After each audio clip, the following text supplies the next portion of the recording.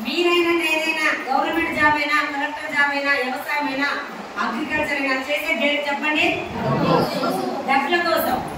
GHMC చేసిన మనమైనా సరే మొత్తం డైరెక్ట్ లో దిగి వరకు పుట్టింగ్ తీసుకెళ్ళి బయటకు వస్తాం. దేనికి? కలెక్టర్ దేనికి? డబ్బుల కోసం. డబ్బుల కన్నా ఇంపార్టెంట్ ఆరోగ్యం, అవునా కదా?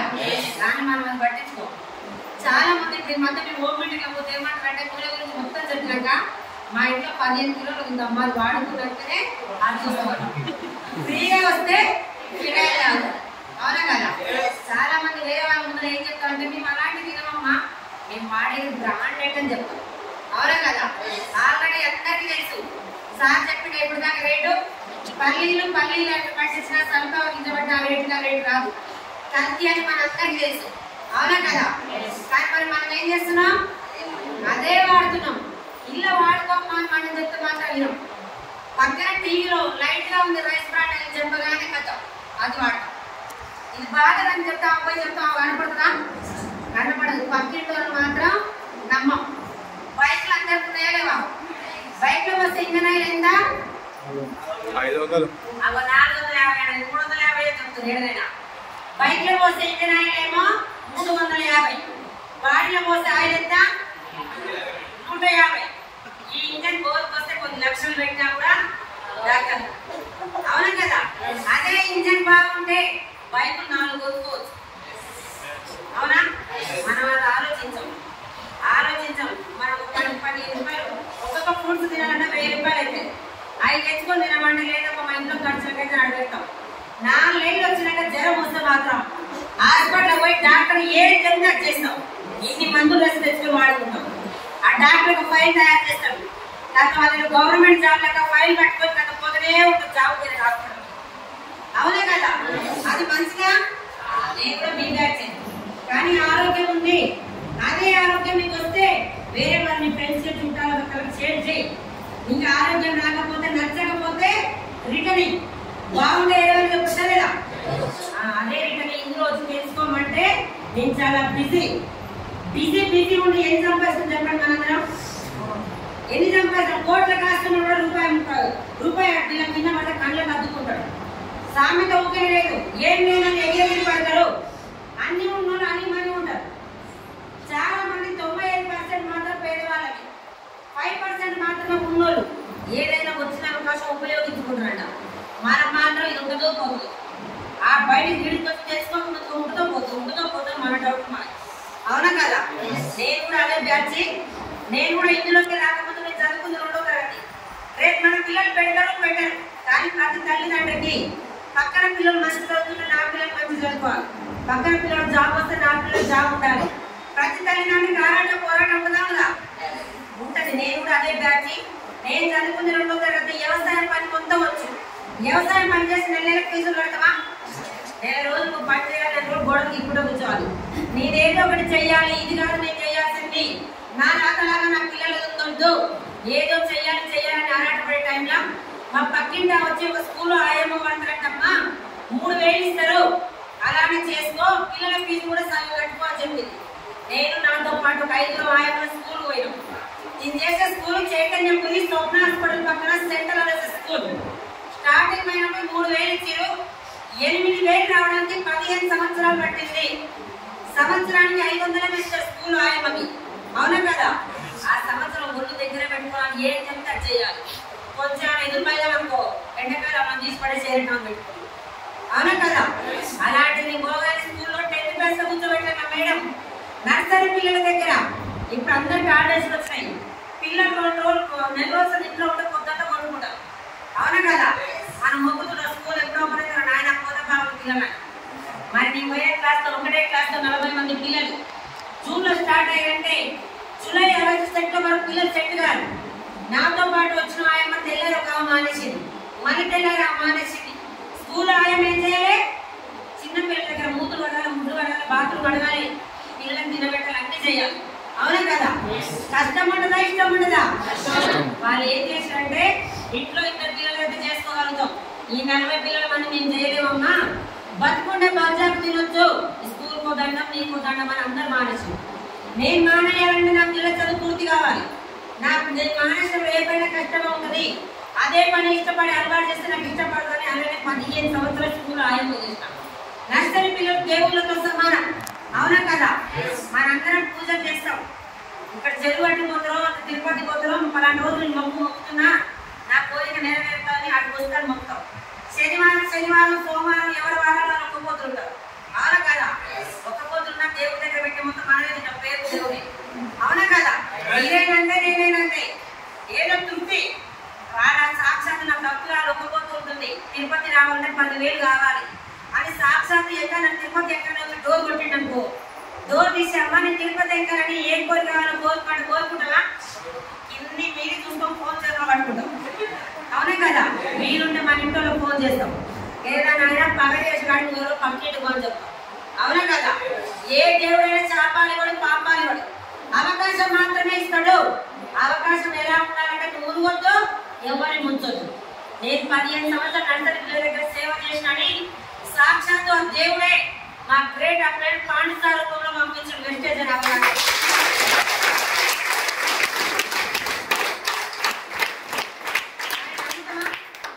నమ్మం రామేశ్వరం పైన శేషం తప్ప పాండిసార్ మా రూట్ కండక్టర్, అవునా కదా? మనకు ఒక పూట అన్నం పెట్టుకోవాలి, మనం చనిపోయినాక మర్చిపోలేం. నేను ఈ రోజు ఇక్కడ నిలబడడానికి కారణం ఈ కంపెనీ పెట్టిన దేవుడు గౌతమ్ వాల్ సార్కి, మన మహా గురువు గారు ఎంఎస్ సార్కి, మా గ్రేట్ అప్లైడ్ పాండు సార్కి 3 తరాలు పడుంటారు, 3 తరాలు. కొంతమంది నాకు చాలా మంది క్లాస్ కొట్టలేదు. నేను కూడా స్టార్టింగ్ మీటింగ్ వచ్చినప్పుడు వీళ్ళేదో చెప్తున్నా నేను ఎందుకు కొట్టాలని 2 చేతులు ఇక్కడ పెట్టుకుని కూర్చున్నా, అవునా కదా? 15 సంవత్సరాల క్రితం గుడ్డ చెప్పుందా? ఇప్పుడు సెలబ్రిటీలు చిన్న పిల్లలతో సహా కోడి దాకా రోగం వచ్చి పడిపోయినట్టు పడిపోతుంది, అవునా కదా? అలా ఎందుకు పడిపోతుంది? ఏంటంటే డాక్టర్లు టెస్ట్ చేసినట్ట భూమి మీద ఆడవాళ్ళు మగవాళ్ళు కాకుండా ఇంకో జాతి ఉంటుంది తెలుసా? వాళ్ళు ట్రైన్లో 24 గంటలు ఇదే పని. వాళ్ళు హాస్పిటల్కి వస్తలేరు, వాళ్ళు ఒక్కరు కూడా పోతలేరు. వాళ్ళ గుండె జబ్బులు ఎందుకు వస్తలేరు టెస్ట్ చేసినట్ట. టెస్ట్ చేస్తే వాళ్ళు 24 గంటలు ఇది చేయడం వల్ల కణాలన్నీ యాక్టివేషన్ అయ్యి హార్ట్ బ్లడ్ సర్క్యులేషన్ మంచిగా గుండె జబ్బు రావని డాక్టర్లు చెప్పినట్ట. మరి మన గుండె బాగుంటే మనం బాగుంటాం, మనం బాగుంటే మన ఫ్యామిలీ బాగుంటుంది. మరి నేను చెప్పిన అని మీరు రోడ్డు మీద కొడితే ఏమంటారు? మాకు పక్కన బైక్ కూడా ఆఫ్ చూస్తారు మరి మా పక్కన ఏమైందో అని, అవునా కదా? నీ పైన మీటింగ్ ఏమన్నారంటే నేను ఇంటికి పోయి మాట్లాడుకుంటూ వంట చేసుకుంటూ కొట్టినట్టు మా యాభై సభలకు మీటింగ్ మీద పిచ్చి పట్టినట్టు అంటే అవకాశం వచ్చినప్పుడే పట్టుకోవాలి. 2 చేతులు ఒక గుండె ఉన్న వాళ్ళు మాత్రమే కొట్టమని చెప్పి నీ పైన మీటింగ్ లా. మరి మన అందరికి కూడా ఉందని అనుకున్నా. గుండె మాత్రం గుండె బాగుండాలంటే 2 చేతులతో పెట్టే కాదు.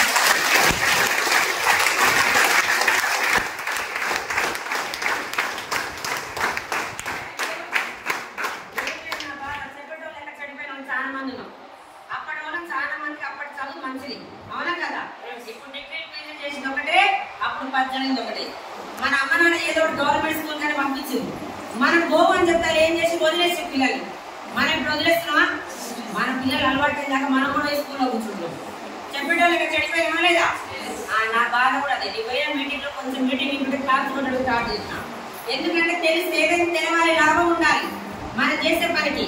ఇయ్యాలి డబ్బాలు వాళ్ళు కూడా మరి ఇందులో పుష్కలంగా ఉన్నాయి డబ్బులు, తెలియక రావట్లేదు, అవునా కదా? నేను అలానే సార్ వచ్చిన పరిచయం చేసాడు పాండిసార్ మా రూట్ కండక్టర్. రోజు నా పిల్లలకి బస్ ఎక్కించి బస్సులో నిలబెట్టుకున్నది. స్కూల్లో పోయిన పిల్లల పని మా పిల్లలు నా పని నేను చేసుకుంటుంది. సాయంత్రం వచ్చిన పిల్లలతో పాటు కలిసి వచ్చింది. చూసి పాండిసార్ ఏం తీసుకోమను నీ పిల్లలు నీతో పాటు వస్తున్నారని అడిగింది. ఎందుకు అని అడిగినా, ఒకటి ఉందమ్మా ఒక ఆదివారం ఒక మీటింగ్ ఉంటుంది, నువ్వు రా, ఇక్కడ ఇచ్చే సరిపోతుంది నేను పిల్లలు చేసుకుంటున్నాను. ఏం మీటింగ్ అని అడిగినా, నెల బయట కొనలేదో ఇందులో కొనుక్కో, నీకు నచ్చినంత కొనుక్కొని వాడుకో, బాగుంటే వేయాలని చెప్పి. బాగాలేకుండా సగం వాడినాక రిటర్న్ ఇవ్వని చెప్పిండు. నమ్ముతా? సబ్బు సగం వాడినాక పక్కన సబ్బు తీసుకొని ఏ ఊరు అమ్మాడు మనకి అంటాడా? నేను కండక్టర్ జాబ్ చేస్తున్నా 18,000 వస్తున్నాయని చెప్పింది సార్. ఫోన్ ఆయన బొమ్మ 18,000 చూపించింది. ఏం చేయాలి సార్ అన్న, మీటింగ్ రమ్మన్నాడు. ఎన్ని కట్టాలి అన్న, రూపాయి కట్టొద్దన్నాడు. రూపాయి కట్టకుండా సబ్బులు వాడుకొని 20 డబ్బులు వస్తాయి. ఇలాంటి మస్తు చూసినాడు సార్. నాదంటే ఆయమ్మ జాబ్, నేను గవర్నమెంట్ జాబ్. ఏమైనా తేడా వస్తే గవర్నమెంట్ జాబ్ ఓడగొడతారు. ఉన్నది కొద్ది ఉంచుకుంది కొద్ది. ఇలాంటి వాటిలో తల దూచక సార్ ఇలాంటి చాలా మోసాలు వచ్చినాయి అని పాండసార్ నేను మాత్రం చెప్తున్నా. మీటింగ్ ఉన్నప్పుడల్లా రామాయణం రాని 3 నెలలు అయితే పడినాయంట. పోతామా? ఏదైనా చూడండి, అమ్మగారి ఇంట్లో పండుగ ఉందంటే 4 రోజులు ముందు పోతాం, ఇష్టం ఉన్న పని. అత్తగారి ఇంట్లో పండుగ ఉందంటే పిల్లలకి ఎగ్జామ్స్ రేపు పనిగా పోతాం. అవునా కదా? అక్కడ పని చేయాల్సి వస్తుందని. నేను కూడా అలాంటి బ్యాచ్. నేను ఏం చేసినట్టే సార్, నేను లేకపోతే నా స్కూల్ నడవద్దు, నేను స్కూల్లో పాయమని కానీ ప్రిన్సిపల్ అంతా ఫీల్ అయినా. ఎందుకంటే మీటింగ్లోకి నాకు ఇష్టం లేక. పాఠశాల చెప్పినప్పుడల్లా నేను బిజీ అయినా. ఒకరోజు కొంచెం దూరంలో ఆడియన్స్ వస్తుంటే నాకు చూసి బస్ ఆపకుండా పోయాడు. బస్ ఆపకుండా ఏమైనా అర్థమవుతుంది? నేను మీటింగ్ పోతాను కాబట్టి బస్ ఆపలేదు. ఆయనతో నాకు గొడవ ఎందుకు? రోజు మనం రాక తప్పదు, నేను ఎక్కే తప్పదు. ఒక మీటింగ్కి వెళ్ళి ఇని కూర్చొని బాగుంది కానీ మా ఆయన వద్దంటే నా జోలికి అడిగాడు. అవునా కదా అని ఫిక్స్ అయ్యి సార్ మీటింగ్ చెప్తుంది అన్న. ఆదివారం ఉంది మేడం అన్నాడు. నేను చేసే స్కూల్లో ఆదివారం నాడు మధ్యాహ్నం వరకు చేయాలి. రోజు పిల్లలు ఉంటారు క్లాసు, ఆదివారం నాడు మొత్తం కడగాలి క్లాస్ మొత్తం. అలా చేస్తూ ఇష్టం లేని పని కాబట్టి సార్ మీటింగ్ చెప్పినట్టు 12 గంటలకు రామేయడం అన్నాడు. నా స్కూల్లో పని అంతా అయిపోయి ఇంటికి పోయే ముందు 10 నిమిషాలు లాస్ట్ రోజు నిలబడ్డా. ఎందుకంటే ఆయన కనపడితే చాలు. అవునా కదా? ఆ రోజు వచ్చి మీటింగ్ లో చాలా మంది, నేను డిగ్రీ స్టూడెంట్ ని వైస్ ప్రెసిడెంట్ వాడుతున్నా, నాకు గ్యాస్ స్టవ్ తగ్గింది, వేరే వాళ్ళ చెత్త 30,000 అంటారు. ఓహో ఈయన మాటలకు వచ్చినది అనుకున్నాం. ఇప్పుడు అందరు కొత్త వాళ్ళకి వచ్చిన మనసులో ఉందా లేదా? ఒక ఆయన అగ్రికల్చర్ 4 ఎకరాలు ఉంది. 6 ఎకరానికి ఇందులో నాకు ట్రాన్స్ఫర్ చేసిన. ఈ 1 ఎకరం పంట బాగా పట్టింది, వేరే వాళ్ళ చెత్త 18,000 అంటారు. ఇంకొక ఆమె నాకు 2,500 ఉంది, కిడ్నీలో రాయి 4 నెలలు వాడుకున్నాం. 5 నెలలు ఎక్స్ట్రా నీపిస్తే 0 అయింది. అదే విషయం నన్ను చెప్పిన 32,000 వస్తున్నాయి. వాడుకొని వేరే వాళ్ళు చెప్తే డబ్బులు వస్తాయి. నమ్మబుద్ధిదా? నమ్మబుద్ధి కాదు. ఒక మేడం వచ్చి ఏమన్నది, నేను ఇంట్లో చీరలు అమ్ముకుంటున్నా, మిషన్ కుట్టుకుంటున్నా, నాకు 3 సంవత్సరాల క్రితం అష్టమూలైంది, బయట ఆపరేషన్ చేయించుకున్నా, మళ్ళీ 24 గంటలు మిషన్ కుట్టడం వల్ల మళ్ళీ వచ్చినాయి. ఇందులో 2,000 పెట్టి 3 నెలలు వాడుకున్నా, నాకు మొత్తం తగ్గిపోయింది. అదే విషయం వేరే వాళ్ళకి చెప్పిన, గిరాకి వచ్చిన వాళ్ళకి చెప్పిన, నాకు ఇప్పుడు 5,000 వస్తుంది అని చెప్పి. నేను 5,000 కూడా కరెక్ట్ కాలేదు. ఎందుకంటే ఆమెకున్న రోగమే నాకుంది. నాకు కూడా బయట అడిగి 20,000 పెట్టే అంత లేదు మనకి. చికెన్ మటన్ చామగడ్డ లాంటి వస్తువులు తినకుండా కంట్రోల్ చేసుకుంటూ వేడైనప్పుడల్లా మెడికల్ షాప్ పోయి తెచ్చేసుకునేది. ఎమ్మడే తక్కువైంది, మళ్ళీ ఏమన్నా తినగానే మళ్ళీ లేచేది. నేను ఆ మాట్లాడిన మాట కరెక్ట్ లేవగానే బయటకు రాని ఒక్కటే అడిగినా, నీకు నిజంగా తగ్గిపోయినాయా? మరి నాకు వేసుకుంటే నాకు కాలు చేత పడిపోతే నువ్వే బాధ్యత అని అడిగినా. డౌట్ ఉంటుందా? పెద్ద పెద్ద ఎంబీబీఎస్ డాక్టర్ అడిగి అన్ని టెస్ట్ చేయించుకున్నా, డాక్టర్ పక్క తగ్గుతా స్టాంప్ వేస్తాడా? వేయడు. 3 నెలలు వాడుకొని తగ్గలేదు పోయాడు, పక్క పెట్టి ఏరే రాస్తాడు. మరి అలా ఆయన ఎంత కరెక్ట్ చెప్పలేదు, నువ్వు ఎలా చెప్తున్నావు అని అడిగా. ఆమె ఒకటే చెప్తుంది, కలమందం మంచిదా చెడ్డదా? తింటావా? మనం తినాం, చక్కెర మాత్రం తింటాం. పుట్టగొడుగులతో చేసింది జ్ఞానోడర్మ, ఇంకోటి ఉసిరికాయతో చేసింది, ఇవన్నీ ఆకుకూరతో చేసింది ఫైబరు అని నా ముందర మళ్ళీ 4 వేసుకొని చూపించింది. ఆమెదైన ప్రాణమే నాదైన ప్రాణమే. అవునా కదా? ఆమె వేసుకోమని కొంచెం నమ్మకం అనిపించి నేను 2,000 పెట్టి 4 డబ్బాలు తీసుకొని పోయినా. రోజు వాడుతూ ఉంటే 27 రోజులు పూర్తిగా తగ్గిపోయినాయి.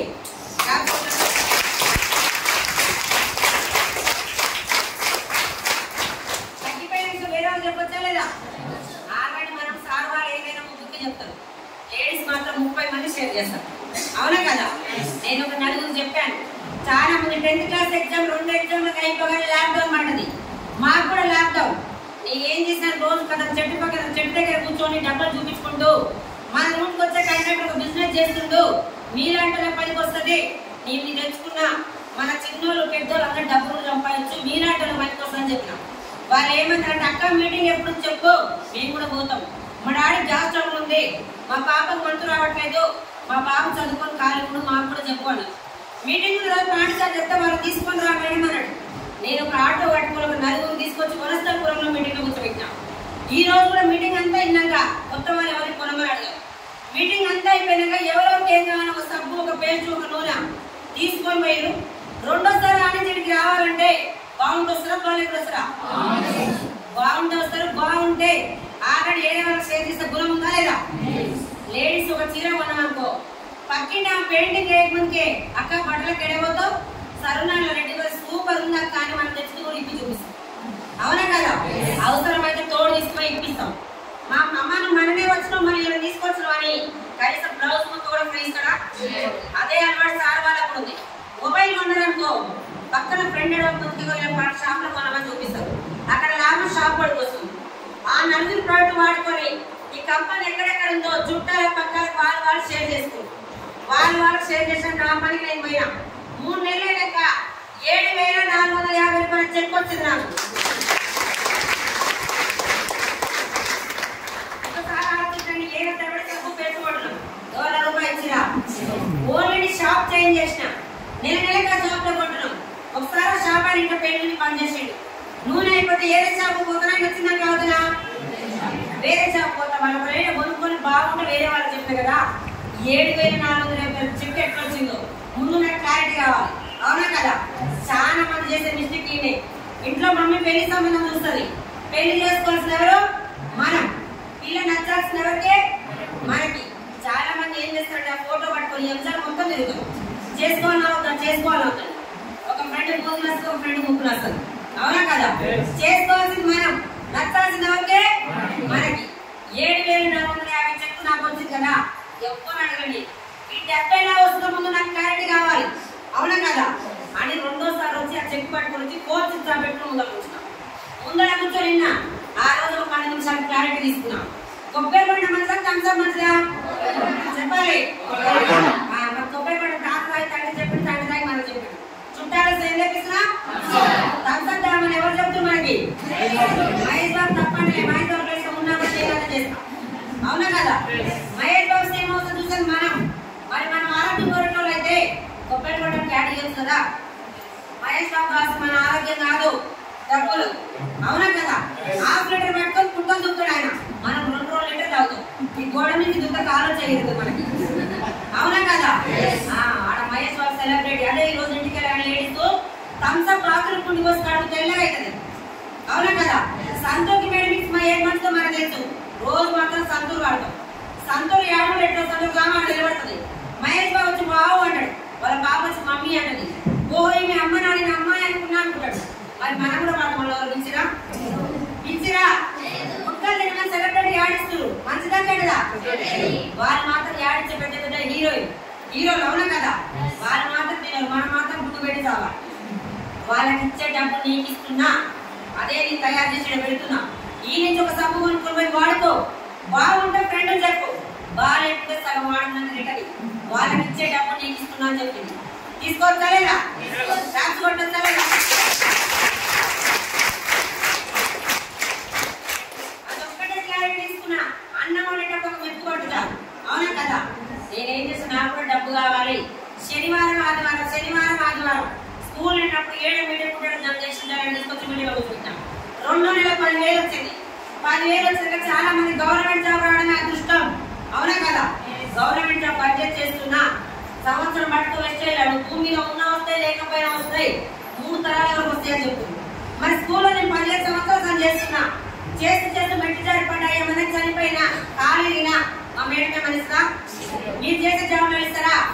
నేను చేస్తే నా ఫ్యామిలీ బతకాలి కదా. మరి నా అప్పో తెచ్చి నా పిల్లలు పోషించుకుంటా. నేను లేకపోతే నా పిల్లల పరిస్థితి ఏంటి? చేస్తే వెస్టేజ్ చేయాలి.